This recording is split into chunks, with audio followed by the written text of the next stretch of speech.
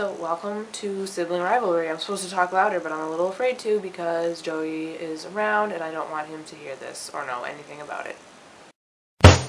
Thinking critically about literature. Before I start, let me tell you something about myself. I have a tendency to not make assumptions, which, could be a good thing. I just expect people to be honest with me, tell me if they don't like something or whatever. But as it relates to literature, I tend to not read into the books that I'm reading and not see the deeper meaning. So a few years ago, I read Catcher in the Rye, and I really just thought it was the most boring book ever in the world because I just could not understand that there was any deeper meaning to it. So recently though, I saw a video by John Green where he was critically thinking about literature. He was just analyzing Catcher in the Rye, and it occurred to me that possibly this book has some value to it, so I decided to read it again. So I finally finished it. It took me about 2 weeks to read it, which felt like forever. So it's about this guy named Holden who is flunking out of school. He kind of just goes out and walks around New York City and goes to bars and stuff. Something will remind him of a friend or something that happened with a friend, and so gradually we see like what life events are important to him.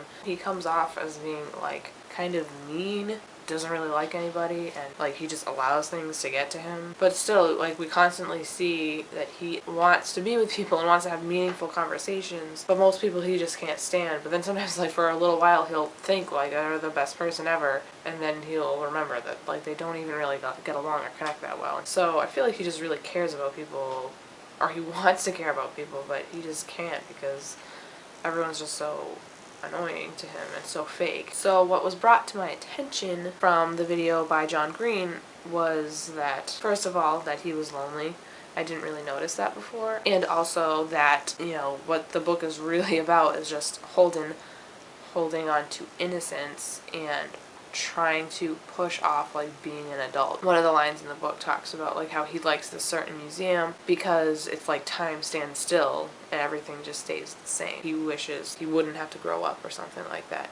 Also, he has a little sister who he really likes. His sister actually can have a good conversation, even though she's a child. But one of the reasons why he probably really likes her and gets along well with her is because she still has innocence and she's still young. The world is just simple for her right now. The book ends with Holden at a park or something with his little sister, and she's on the carousel going around and around, and he is just happy finally. He's kind of a metaphor that our lives are not always just a straight line. We do things in cycles, I don't know, and just things do change, but things change back sometimes, clearly. So, not very good at thinking critically about literature. The book was actually interesting, and I'm trying to ponder it, but it's hard for me to be like, oh, I should think about this book, and then what?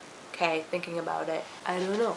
What do I do? Another point I wanted to make about thinking critically about literature is something else that John Green said in one of his videos about literature. The thing about books is that they allow you to see yourself as others see you, and to see others the way they see themselves.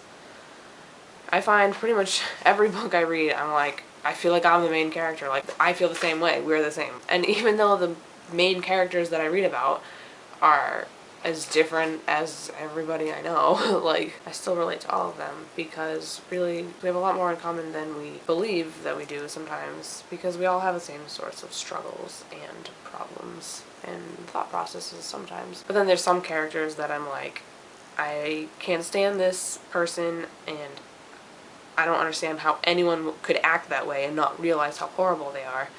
But John Green made another good point. The likability of a character doesn't stop them from being interesting. Lawrence, I will see you on whatever day that you decide to make your video.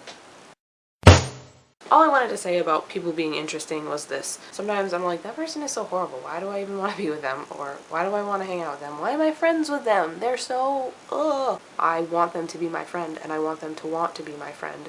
And I realize it's this. People that are jerks are interesting. They keep you guessing. They're not boring. I don't know. I guess that's all I got. I pretty much, because I can't read into things and make my own thoughts about them, I'm basically just copying the thoughts of my Falzone. So check out the video, by the way.